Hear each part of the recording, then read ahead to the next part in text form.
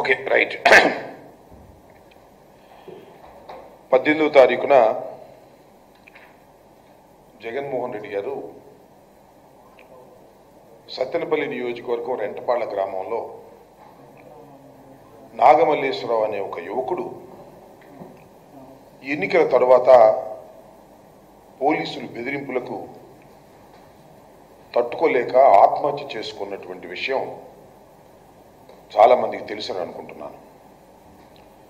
దాన్ని పురస్కరించుకొని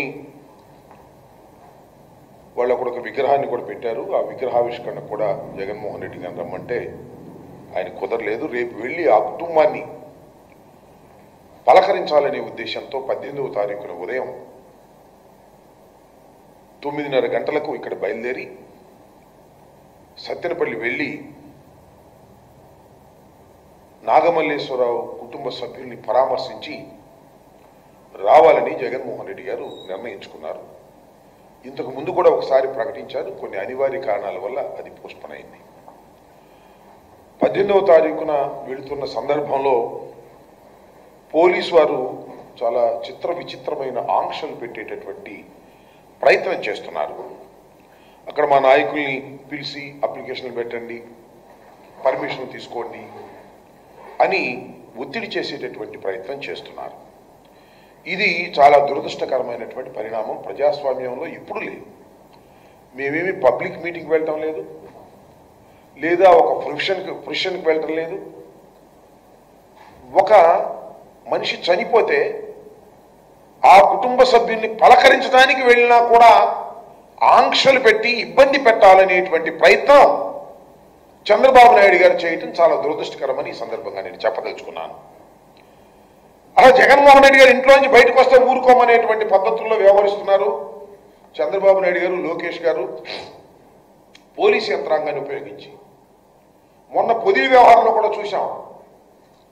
జగన్మోహన్ రెడ్డి గారు పొదిలి పొగాకు రైతులను పరామర్శించడానికి వెళ్ళారు. వెళ్తే ఏంటంటే మీరు చేసే ఎకిలి చేసిన నాకు అర్థం కాలేదు. అమరావతి మహిళ లేదు ఎవరో అన్నారని కేసులు పెట్టారు, అది వేరే విషయం. కొమ్మినేని శ్రీనివాస్ గారిని అరెస్ట్ చేశారు, అది వేరే విషయం. అక్కడ మహిళల్ని రెచ్చగొట్టి ఒక 10 మందిని నల్లబెల్లులు పెట్టి క్షమాపణ చెప్పాలి, ఎదురు వస్తారా? ఏమిటి చేస్తానని అడుగుతా ఉన్నా. అదేమంటే వాళ్ళు మా మీద అందరి మీద కేసులు పెట్టారు. కేసులు పెట్టి కోర్టులో ప్రొడ్యూస్ చేసేటువంటి పరిస్థితి చేస్తున్నారు. ఒక రాక్షసత్వంగా మీరు ప్రవర్తిస్తున్నారు. ఇవాళ జగన్మోహన్ రెడ్డి గారు కూడా రెంటపాళ్ల గ్రామం వెళ్ళి ఆ కుటుంబాన్ని పరామర్శించాలనుకుంటే ఒక బాధిత కుటుంబం పోలీసుల యొక్క దౌర్జన్యం వలన, పోలీసుల యొక్క హెరాస్మెంట్ వలన ఆత్మహత్య చేసుకున్నటువంటి వ్యక్తి నాగమల్లేశ్వరరావు. ఇవాళ కూడా ఒక ఆయన గుత్తా లక్ష్మణ గారు పోలీసు హెరాస్మెంట్ తట్టుకోలేక ఆయన కూడా విషం దాగి వాళ్ళ హాస్పిటల్లో చావు బతుకుల మధ్యలో ఉన్నాడు.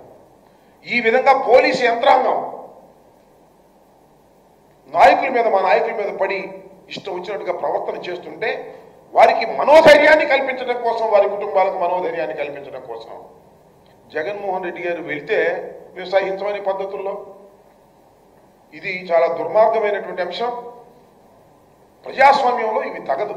అనేక సందర్భాల్లో అనేక చోట్లకు వెళ్తాం, వాళ్ళని పరామర్శిస్తాం. సరే, జగన్మోహన్ రెడ్డి గారు వెళ్తున్నారంటే చాలామంది అనుసరిస్తారు. అదే భగవంతుడు ఇచ్చినటువంటి అదృష్టం, రాజశేఖర రెడ్డి గారు ఇచ్చినటువంటి క్రేజ్ ఆయనకి. దాన్ని మీరు ఎలా కంట్రోల్ చేసుకోవాలో ఆలోచించాలి తప్ప ఈ రకమైనటువంటి పిచ్చి చేష్టలు చేయటం చంద్రబాబు నాయుడు గారికి, పోలీస్ యంత్రాంగానికి సరైనటువంటి విధానం కాదని ఈ సందర్భంగా నేను చెప్పదలుచుకున్నాను. ఈ భారతదేశంలో ఎక్కడికైనా వెళ్ళి స్వేచ్ఛ భారత పౌరుడికి ఉంది. దానిలో మాజీ ముఖ్యమంత్రి గారికి ఖచ్చితంగా ఉంటుంది. తమ కార్యకర్త మరణిస్తే ఆ కుటుంబాన్ని ఓదార్చవలసినటువంటి బాధ్యత జగన్మోహన్ రెడ్డి గారికి ఉంది. కాబట్టే 18వ తారీఖున వెళ్ళి వారిని పరామర్శించి పలకరించి రావాలని నిర్ణయించుకున్నారు, వెళుతున్నారు. దానికి మీరు అడ్డంకులు సృష్టించడం సరైనటువంటి విధానం కాదు. అది అప్రజాస్వామికం, కక్షపూరితం. అది జగన్మోహన్ రెడ్డి గారు బయటకు వస్తే మేము బతకలేమనేటువంటి పరిస్థితులు మీరుంటే నాకు అర్థం కాదు. మీ తెలుగుదేశం పార్టీ బయట రాకుండా లోపల ఎట్టి పెట్టేస్తారు. మన ఇళ్లలోనే మా కార్యకర్తలు ఏమైనా జైల్లో పడేస్తున్నారు. జగన్మోహన్ రెడ్డి గారిని ఇంట్లో బంధించి ఏదో చేయాలని మీరు అనుకుంటున్నారు. ఇది చాలా ప్రమాదకరమైనటువంటి సంకేతాలు ఇస్తుంది. ఇప్పటికైనా చంద్రబాబు నాయుడు గారు, లోకేష్ గారు, తెలుగుదేశం పార్టీ ఇలాంటి అప్రజాస్వామికమైన విధానాలను పక్కన పెట్టి ప్రజాస్వామ్యయుతంగా ప్రవర్తించాలని మీ ద్వారా వారికి హెచ్చరిస్తున్నాను. ఎవరు ఎవరు ఎస్ చెప్పండి. మేము ఇంతవరకు వెళ్ళాం, ఇన్ని పర్యటనలకు వెళ్ళాం. ఎక్కడ లాండ్ ఆర్డర్ సమస్య వచ్చిందండి? ఎక్కడ లాండ్ ఆర్డర్ సమస్య వచ్చింది? మీరు ఎదురు వచ్చిన తోట వచ్చింది. మీరు ఎదురు రావచ్చా? పొగాకు రైతులను పరామర్శించడానికి వెళ్తే బెలూన్లు పెట్టుకుని ఎదురు వస్తారండి. ఎవరిదండి తప్పు? మాదా? చెప్పమని అడుగుతా ఉన్నా. మేము ఇన్ని చోట్లకు వెళ్ళాం పరామర్శలకి, ఎప్పుడైనా వచ్చిందా? You are creating. మీరు బ్యాడ్ ఇంటెన్షన్తో జగన్మోహన్ రెడ్డి గారి పర్యటనని భగ్నం చేయాలని, జగన్మోహన్ రెడ్డి గారి పర్యటనలో హింస సృష్టించాలని చంద్రబాబు నాయుడు, లోకేష్ కావాలని ప్రయత్నం చేస్తున్నారు. పొదిల్లో ఏం జరిగిందని అడుగుతా ఉన్నా. ఏమంటే పొదిల్లో పొగాకు రైతులను పరామర్శించడానికి వెళ్తే మీరు లేడీస్ని ఉసుకొని పంపుతారండి? జగన్మోహన్ రెడ్డి గారిని క్షమాపణ చెప్పమని కొమ్మినేని గారిని అరెస్ట్ చేసి ఏమిటి అన్యాయం? నాకు అర్థం కాల. మొన్న మిర్చి రైతులను పరామర్శించడానికి వెళ్తే సెక్యూరిటీ లేకుండా తీసేస్తారా? అంటే ఏంటి? ఏం చేస్తున్నారు మీరు? మేము వెళుతున్నది ప్రజల సమస్యల కోసం వెళుతున్నాం. ఆ సమస్యల కోసం వెళుతుంటే మీరేదో భావోద్వేగాలను రెచ్చగొట్టి మా మీదకు ఉసిగొల్పి పోలీస్ యంత్రాంగం మీ దగ్గర ఉందని నేను అడుగుతా ఉన్నా. కొమ్మినేని శ్రీనివాస్ గారిని అరెస్ట్ చేశారు, ఆయన కృష్ణరాజు గారిని అరెస్ట్ చేశారు. చట్ట ప్రకారం మీరు అరెస్ట్ చేశామని అనుకుంటున్నారు. కోడిగుడ్లు ఏంటి, టమాటాలు ఏంటి, మహిళలు ఏంటి, కోర్టుల దగ్గరికి వెళ్ళి, న్యాయస్థానాల దగ్గరికి వెళ్ళి, న్యాయస్థానంలో ప్రొడ్యూస్ చేసి బయటకు వస్తుంటే కోడిగుడ్లు ఇస్తారనుకుంటున్నారా? టమాటాలు ఇస్తారనుకుంటున్నారా? ఇది అనాగరిక చర్య కదా?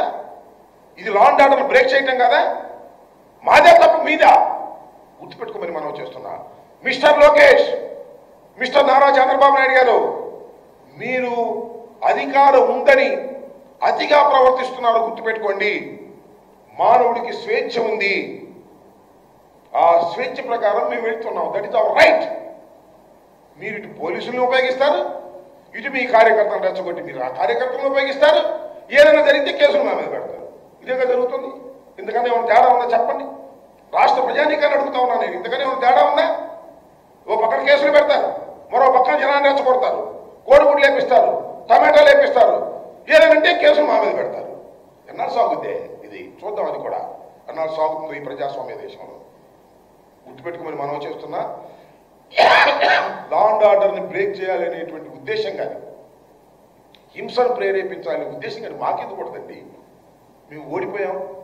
ప్రజాస్వామ్యయుతంగా ప్రజా పోరాటాల ద్వారా ముందుకు వెళ్ళాలని అనుకునేటువంటి వ్యక్తులు ఈ రాష్ట్రంలో అనేకమైనటువంటి వాగ్దాన భంగాలు జరుగుతూ ఉన్నాయి. వాటిని అన్నింటినీ ప్రజల్లోకి తీసుకువెళ్తున్నాం, అంతే, సింపుల్. దానికి కడుపు మండి మీరేం చేయలేక జగన్మోహన్ రెడ్డి గారు బయటకు వస్తే జనం వస్తున్నారు, జనం వస్తే మన కాన్ఫిడెన్స్ తప్పిపోద్ది, జగన్మోహన్ రెడ్డి గారు పెరిగిపోతున్నాడని భయాందోళన తప్ప ఏమైనా ఉందా? ఎన్నా అనుస్తారండి మీరు? నాకు అర్థం కాలేదు. జగన్మోహన్ రెడ్డి గారికి విపరీతమైన ప్రజాదరణ రోజు రోజుకి పెరుగుతుంది. అది చూసి మీరు భయపడుతున్నారు. అది చూసి దాన్ని నొక్కేయాలనుకుంటున్నారు. ఎలా నొక్కుతారా? నాకు అర్థం కాల.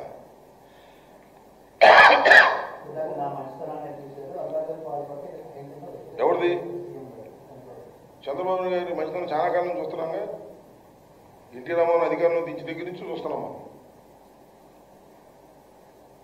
ఏమంటే హరికృష్ణని పక్కన నెట్టి దగ్గర నుంచి ఆయన మంచితనం చూస్తున్నాం. ఆయన పేరేంటి వెంకటేశ్వర పక్కన నెట్టినప్పటి నుంచి మనం మంచితనం చూస్తున్నాం. చాలా కాలం నుంచి ఆయన మంచితనాన్ని చూస్తున్నాం. మరి కొత్తగా చూసేది ఏముంది? కొత్తగా చూసే మంచితనం ఏమీ లేదు. ఇప్పుడు ఆయనకి 75, 76 ఉన్నాయి, నాకేమో 66, 67 ఉన్నాయి. నా చిన్నప్పటి నుంచి ఆయన మంచితనం చూస్తానే ఉండా. ఇందిరాగాంధీకి వెన్నుపోటు పొడిచి మామగారి పార్టీలోకి వచ్చిన మంచితనాన్ని చూసాం. ఆ మామగారిని వెన్నుపోటు పొడిచి పార్టీ మొత్తాన్ని ఆక్రమించుకున్న మంచితనం చూసాం. హరికృష్ణ తొక్కేసిన ముందేమో మంత్రి ఇచ్చాడు హరికృష్ణకి, తర్వాత తొక్కేసిన మంచితనం చూసాం. వెంకటేశ్వరరావు గారిని తొక్కేసిన మంచితనం చూసాం. ఎన్ని మంచితనాలు చూసామే. నీ మంచితనానికి మేము భయపడతామా? భయపడితే రాజకీయం చేయగలుగుతామా? చెప్పావులే మంచితనం గురించి, నువ్వు చెప్పాలి, మేము వినాలి. చంద్రబాబు గారు